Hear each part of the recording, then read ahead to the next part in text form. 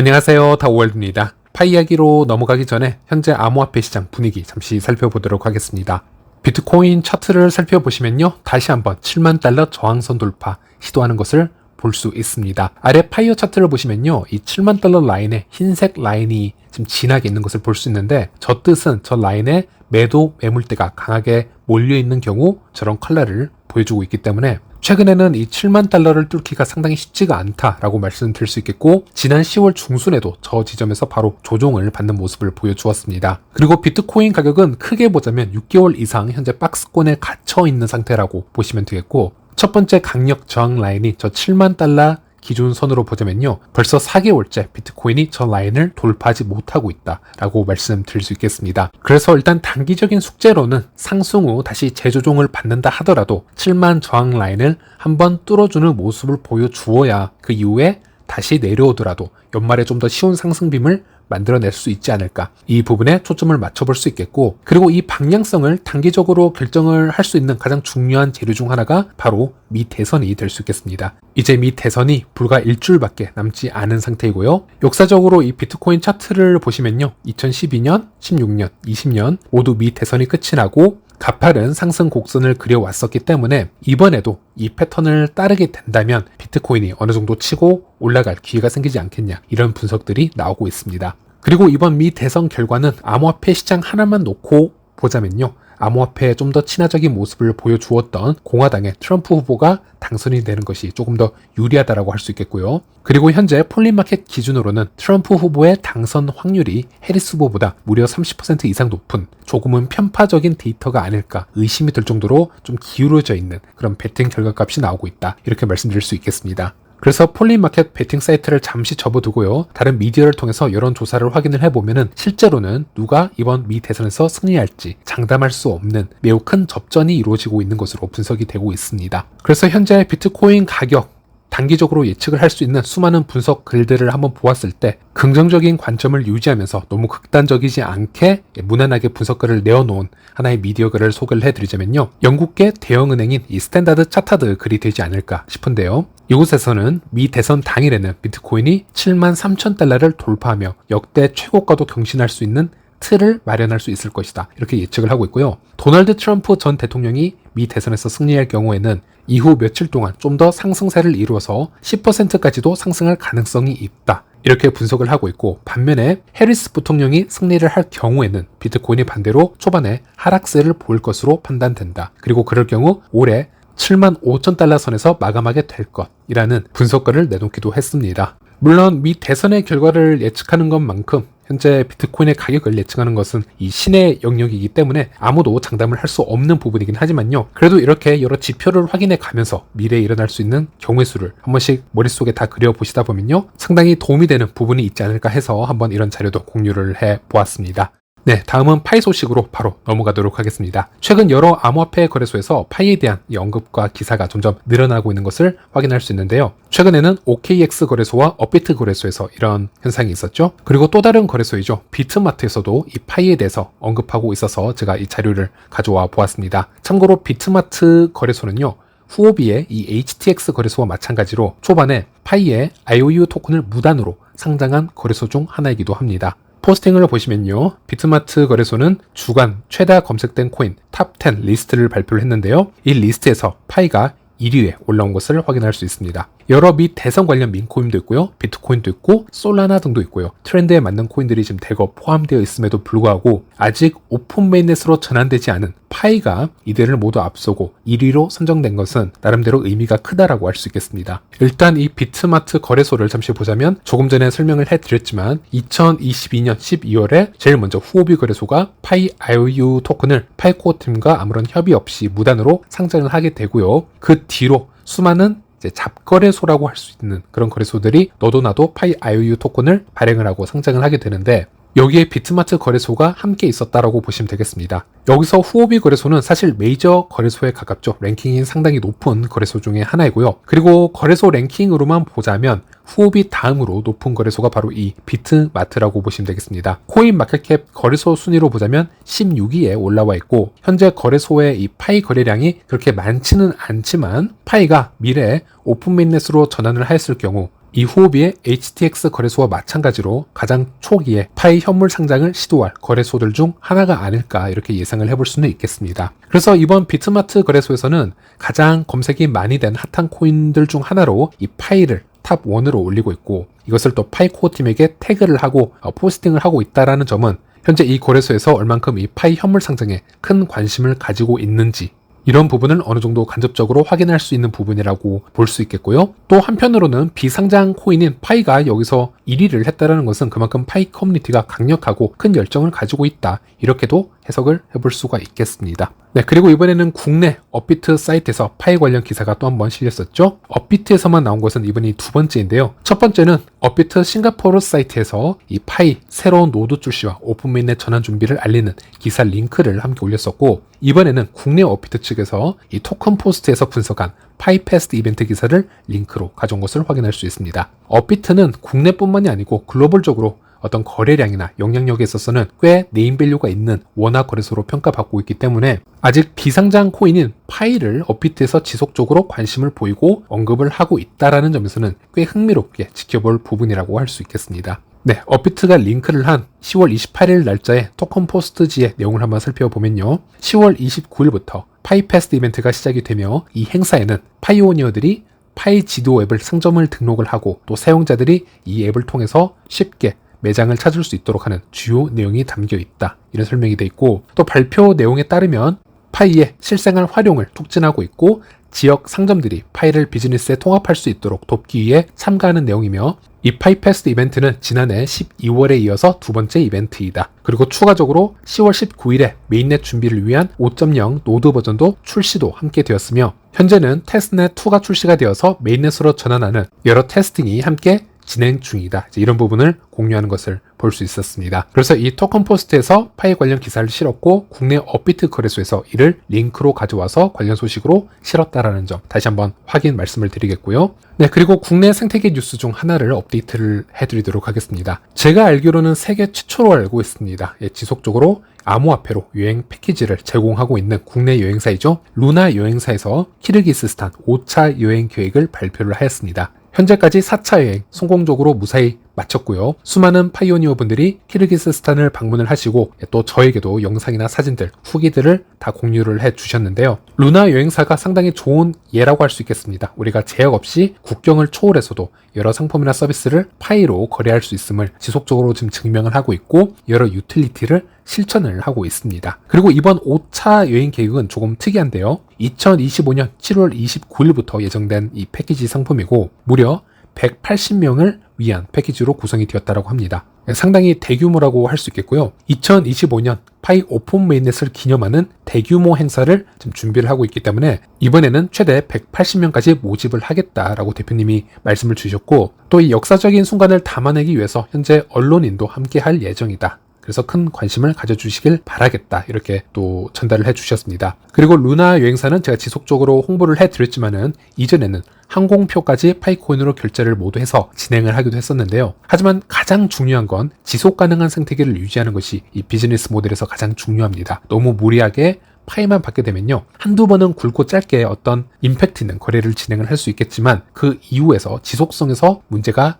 드러날 수 있습니다. 그래서 초반에는 적정하게 현금과 파이의 비율을 혼합해서 거래를 하시는 것을 저는 판매자님들에게 추천을 드리고 있는데요. 이번 루나 여행사의 5차 여행 이 패키지 비용을 보시면요, 항공권까지 포함을 해서 1인 70파이와 130만원으로 패키징이 이루어져 있다고 합니다. 그래서 만약에 내년에 루나 여행사를 통해서 키르기스스탄 방문을 원하시는 분들은 여기 화면에 보이는 이 카카오톡 아이디로 문의를 주시면 루나 여행사 대표님께서 직접 대화를 해주실 것으로 보입니다. 많은 관심과 응원 부탁드리겠고요. 네, 그리고 또 다른 피드백인데요. 저를 통해서 많은 대표님들이 피드백을 지금 주고 있으십니다. 그중 하나가 매우 중요한 부분일 수도 있을 것 같아서 제가 영상을 통해서 공유를 해드리자면요. 아시다시피 파이패스트 이벤트가 이제 시작이 되었고 29일부터는 많은 파이오니어들이 맵 오브 파이 앱을 사용을 해서 주변 매장을 방문하는 그런 이벤트가 시작이 될 것으로 보여집니다. 사실 국내 생태계는 굳이 이 파이패스트 이벤트가 아니더라도 이미 파이스토어와 같은 이 사이트에 여러 매장 위치나 상품이 다 등록이 되어 있기 때문에 이미 수많은 파이오니어 분들이 매장 방문을 해주고 있으십니다. 그런데 중요한 건요, 여기에 방문을 해주시고는 있지만 초보 파이오니어 분들이 상당히 많이 오고 있으시고요. 파이 지갑에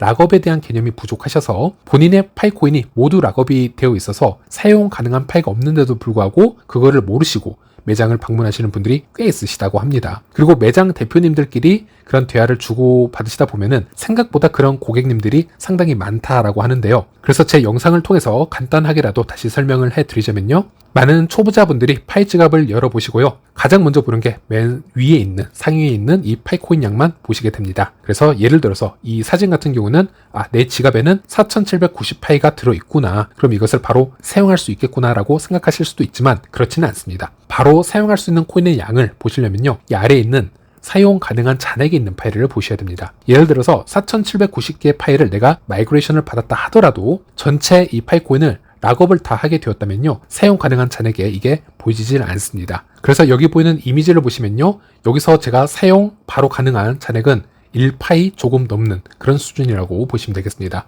그래서 여러분들께서는 파이 매장에 방문을 하셔서 파이 결제를 하기 전에 꼭 본인 지갑을 열어보시고요. 사용 가능한 잔액이 어느 정도 있는지 확인을 하신 후에 결정을 하시길 바라겠습니다. 네, 그리고 다음 소식으로 한번 넘어가 보면요. 이번에는 렉스 개발자가 이야기하는 파이 노드 현황에 대해서 한번 살펴보도록 하겠습니다. 파이의 메인넷은요. 현재 코어팀에서 직접 운영하는 3개의 노드로 운영이 되고 있습니다. 커뮤니티가 운영하는 20만 개 이상의 노드는 일단 테스트넷에서 들어와 있는 상태이다라고 보시면 되겠습니다. 그리고 이 차트를 보시는 것처럼 스텔라의 경우는 100개가 넘지 않는 합의 노드만으로도 충분히 스텔라의 이 메인넷을 효율적으로 운영을 하고 있는 것을 확인할 수 있는데요. 그래서 렉스 개발자는 지속적으로 파이 코어 팀에게 메인넷에서 커뮤니티 노드 20만 개 이상을 어떤 방식으로 전환할 것인지 좀 더 디테일한 설명을 요구하고 있는 개발자 중 한 명이라고 보시면 되겠고요. 현재까지 이런 커뮤니티 개발자와 메가 모드들의 설명을 제가 한번 종합을 해보면요. 커뮤니티 노드들이 메인넷으로 전환할 시 그 어떤 노드도 슈퍼 노드로 전환이 되지 못하고 와처 수준의 노드로 전환이 되면은 수십만 개의 노드가 메인넷으로 들어온다 하더라도 파이의 통제권은 여전히 코어팀에게 있을 것이다. 이렇게 언급을 하고 있고, 하지만 만약 메인넷으로 전환 시 파이오니어들의 노드가 단 하나라도 슈퍼 노드로 선정이 될 수 있고 그런 방식으로 전환이 된다면 코어팀이 이 메인넷을 완전히 통제할 수 있는 그런 권한을 잃게 되는 것이다. 이렇게 설명을 하고 있습니다. 즉 우리가 언급하는 탈중앙성이 어느 정도 생기는 부분이라고 할 수 있겠죠. 그리고 코어팀은 비공개 회의를 통해서 만약 슈퍼노드를 커뮤니티 안에서 선정을 해야 된다면 여러 조건들이 있겠지만 예를 들어 우리가 신뢰할 수 있는 모더나 메가모더 선에서 선정을 하는 것도 좋은 아이디어 중 하나일 것이라는 간략한 언급이 있었기 때문에 현재까지 주어진 이런 자료들을 다 종합을 해보고 이제 오픈 메인넷이 점점 다가오고 있기 때문에 앞으로 이 메인넷의 커뮤니티 노드가 어떤 식으로 전환이 될지 지켜보는 것도 하나의 중요 포인트라고 할 수 있겠습니다. 네, 그리고 익스플로파이의 유통량과 락업 현황 데이터가 드디어 9월까지 동기화가 되었습니다. 이 차트는 월별 데이터로 업데이트가 되기 때문에 10월에 볼 수 있는 최신 데이터가 9월까지라고 보시면 되겠고요. 즉 최신 데이터가 모두 나왔다라고 보시면 되겠는데요. 현재까지 1차 마이그레이션과 온체인 락업 그리고 비활성화까지 된 코인을 모두 제외하고요. 사용 가능한 순수 물량은 약 7억 6,800만 개 정도라고 보시면 되겠습니다. 물론 9월 달의 데이터라고 보시면 되겠고요. 현재 10월 말의 데이터와는 조금 차이는 있겠지만 어느 정도 규모인지를 파악하기 위해서는 꽤 좋은 지표라고 보시면 되겠습니다. 그리고 현재 코인 마켓캡에서 이 총 상위권에 있는 암호화폐 중 유통량이 4억에서 8억 사이에 있는 암호화폐 리스트를 한번 제가 필터링을 해서 뽑아 보았습니다. 참고로 각 암호화폐에서 사용되는 이 토큰의 용도가 다 다르고요. 또 유통량만 중요한 게 아니라 총 발행량까지 감안을 해서 계산을 해야 되는 부분도 있고 또 각각의 프로젝트의 커뮤니티나 홀더 등의 심리 등은 반영이 안 돼 있는 단순 지표들이기 때문에 그런 점을 감안해서 이 지표를 한번 봐주시길 바라겠고요. 그리고 파이의 경우 사용 가능한 순수 물량이 9월 데이터 기준으로 약 7억 6,800만 개라고 말씀을 드렸는데 이것이 공식적으로 파이의 유통량으로 얘기가 될지는 좀 더 지켜봐야겠습니다. 보통 우리가 프로젝트에서 유통량을 얘기할 때는 락업된 물량은 제외를 하고 얘기를 하는 게 맞는데요. 그런데 파이의 락업된 물량을 제외하더라도 파이는 비활성화된 코인의 양도 상당히 많습니다. 그래서 그런 물량이 유통량으로 포함이 될지 아니면 제외가 될지는 알 수 없기 때문에 좀 더 지켜봐야겠습니다. 예를 들어서 비활성화 물량까지 포함을 해서 유통량으로 생각을 하자면 바로 13억에서 15억 개가 넘는 그런 양이라고 할 수 있겠고요. 하지만 비활성 물량을 제외를 하고 계산을 하게 되면은 현재 보이는 7억 6,800만 개가 유통량이라고 할 수 있겠습니다. 물론 락업량까지 포함을 해야 된다면 이 마이그레이션 양이 이 유통 물량이 될 수가 있겠죠. 어쨌든 이 기준은 어떤 식으로 결정이 될지 좀 더 지켜봐야겠고요. 일단 제가 유통량 4억에서 8억까지 나와 있는 전체 시총이 좀 높은 프로젝트들을 한번 가져와 보았는데요. 일단 가장 핫한 이 솔라나 프로젝트 경우에는 유통량이 5억 개가 되지 않습니다. 약 4억 7천만 개이고 가격은 1솔이 약 178달러 정도로 지금 시세를 지금 형성하고 있습니다. 그 다음이 아발란체이고요. 유통량은 솔라나와 흡사하지만 가격은 약 26달러 정도에 머물고 있고요. 그리고 체인링크가 유통량이 약 6억 개 정도이고 가격은 약 11달러 정도로 나오고 있습니다. 그리고 조금 더 아래를 보시면 유통량이 약 5억 8천만 개, 거의 6억 개에 가까운 이 월드코인의 경우에는 현재 가격이 2달러 정도에 머물러 있는 것을 확인할 수 있습니다. 여기서 이 월드코인을 제가 잠시 예를 들어 보도록 할 텐데요. 지난 3월에는 이 가격이 10달러까지 도달을 했었고요. 아직은 또 알트 시즌이 오지 않았기 때문에 다시 알트코인 이 상승장이 온다면 어디까지 상승할지는 모르겠지만 월드코인의 가격이 이렇게 낮은 이유를 분석을 해보면요. 대표적인 예라고 할 수 있겠는데 물론 월드코인 자체 프로젝트 리스크가 많이 존재하긴 합니다. 예를 들어 홍채 인식을 하는 KYC 과정을 거치고 있기 때문에 각 국가로부터 여러 제재를 받는 상황이 있고 수많은 펀드가 쏟아져 나오기 때문에 그런 부분도 가격에 큰 영향을 준다라고 할 수 있겠지만 일단 그런 부분을 좀 내려놓고 수치적인 접근을 해보자면요. 여기 빨간색을 보시면 월드코인의 최대 발행량이 나옵니다. 100억 개로 나와 있고요. 최대 발행량은 아직 공급은 되고 있지만 미래에 그렇게 공급이 될